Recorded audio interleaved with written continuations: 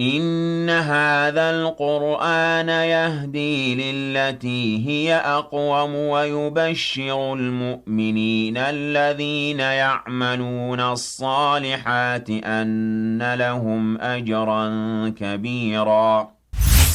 الحمد لله وحده والصلاة والسلام على من لا نبي بعده.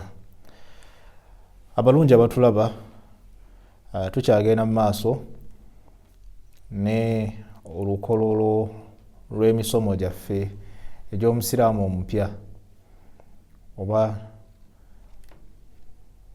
emisomo gino gikyagenda mu maaso egiyamba omusiraamu eyakayingira obusiraamu nga twalaba ebintu omuntu byateekeddwa okukola ng'ayingidde ng'ayingidde obusiraamu.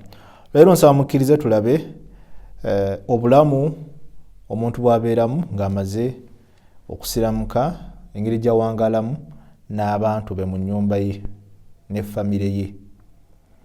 Alhayatu al-usariya ba'da dukhuli fi l-Islam, obulamu bw'omuntu n'abantu b'ennyumba ye giyite famire ng'amaze okuyingira obusiraamu.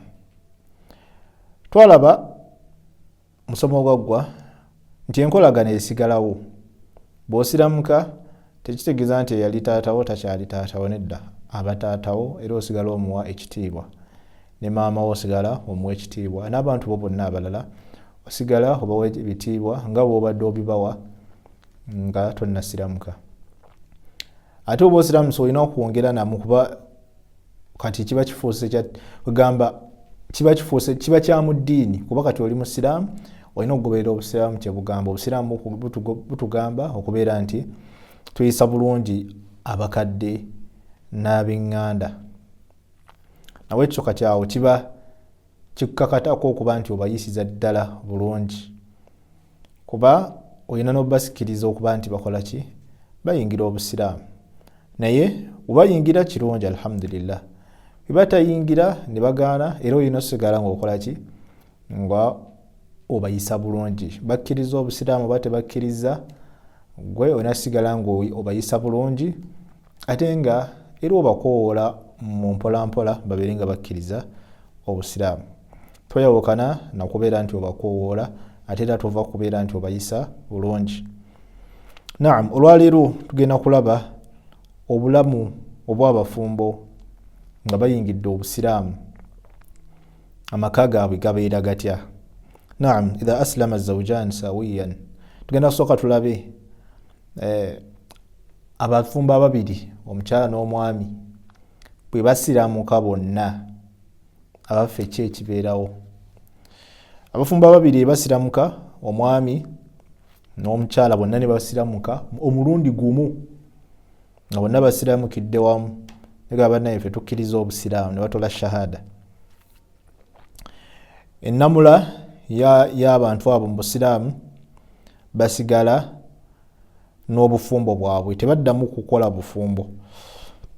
Bwaba nga baali bafumbirwa baba bagatta oba mu kkanisa mu ddiini gye baalimu, nga baali babagatta bulungi, obusiraamu buwa ekitiibwa obufumbo obwo bubayingiramu, wadde nga baali mu ddiini ndala ey'ekikristaayo oba eddiini endala oba bayudaaya baki, ne bayingira ne baba nga babagatta mu ddiini yaabwe. Kati bwe basiramuka, obusiraamu busigala bubala obufumbo obwo bwe bakola ki, okugattibwa obwo kwe bagattibwa nga bakyali nga tebanakusiramuka. Kitegeeza bagenda bugenzi mu maaso era baba basigala tekyetaagisa kugamba nti kati batuwoowe bupya eby'abasiraamu, nedda. Musigala n'oluwoowa luli lwe baba bawoowa nalwo bakuyita kugatta. Okugatta kwe baba bagatta nga temunnaba kusiramuka, mugenda nako mu maaso, temukola kintu kyonna kirala, temwetaaga kuddamu bupya. Okuggyako ng'ebintu bino bisatu weebiri. Bino ebintu bino kimu ku bisatu bwe kibeerawo, obufumbo obwo busazibwamu wadde nga baali babagatta mu ddiini yammwe. Kimu ku bino bisatu bwe kibeerawo, obufumbo obwo buba bufu, tubusazaamu nga abafumbo abo basiramuse. Ekisooka, omuntu kasita kaabanga yawasa oba yafumbirwa abamu ku bamaharim, omusajja yawasa omukyala naye nga ali mu bantu Allah bye yaharamisa, Allah bye yabeera nti afuula haramu. Waliwo abantu abatakkirizibwa kuwasa mu Busiraamu, si buli mukyala nti akkirizibwa kuwasa. Nga mu suratu Nisa Allah subhanahu wa ta'ala yabeera nti atunnyonnyola abantu abo, hurrimat alaykum ummahatukum, paka aya gyekoma. Allah nga atugaana okuwasa abakyala ab'enjawulo. Kati nga maama wo kasita kabanga omukyalo ono gwe yawasa ali omu ku bano, maama we oba jjajjaawe nga bwe bagenda waggulu, maama we, maama wa maama we, maama wa maama nga bwe bagenda waggulu. We basiramuka obufumbo busezibwamu, muwala we omuntu tasobola kufumbirwa muwala we gwe yeezaalira, oyo aba haramu. Kabe muwala we yennyini gwe yazaala, oba muwala wa muwala we, oba muwala wa mutabani we nga bwe bagenda awo, abo bonna babalibwa bali haramu. Omuntu takkirizibwa kubeera nti abawasa. Kitegeeza wabanga yawasa abamu ku bano betwogerako kati nga baali bawasa mwe babagatta, bwe basiramuka obufumbo buba buki? Buba bufu, kubanga yali yawasa omuntu atakkirizibwa kuwasibwa. Al-amma, omuntu okuwasa ssengaawe, waba yali yawasa ssengaawe, bwe basiramuka obufumbo babusazaamu ne baawukana. Yawasa ssengaawe oba katukababe nga ssenga oyo bagatta taata ne maama ne taata we, oba bagatta maama yekka oba bagatta taata yekka, abo bonna obufumbo tebukkirizibwa obwo. Ekirala bintul akh, omuntu muwala wa muganda wo, olina muganda wo oba muganda wo n'azaala omuwala, omuwala we yali haramu. Muwala wa muganda wo takkirizibwa, wa muwala wa mwannyinawo takkirizibwa kubeera nti omuwasa. Omuzawuja, maama wa mukyalawo, omukyala oyinza okuba wamutalaka oba wayawukana naye, tokkirizibwa, kiba kifuuse haramu okuwasa maama we. Tokkirizibwa wadde obufumbo bwavaawo dda, oba bukyaliwo oba tebukyaliwo, maama wa mukyalawo aba ali haramu okuwasa ila al-abad, paka.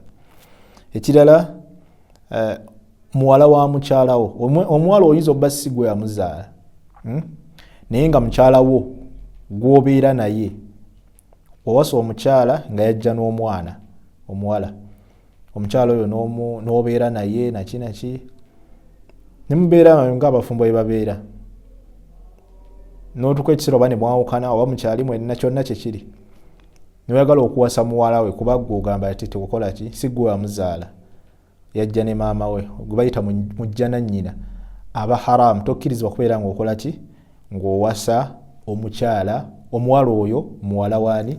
Muwala wa mukyalawo. Muwala wa mukyalawo ali haramu okubeera nti okola ki, obeera ng'omuwasa. N'abalala bangi abatakkirizibwa bali mu suratu Nisa, Allah yabatulambikira bulungi. Abantu abo tokkirizibwa kubeera ng'okola ki, ng'obawasa.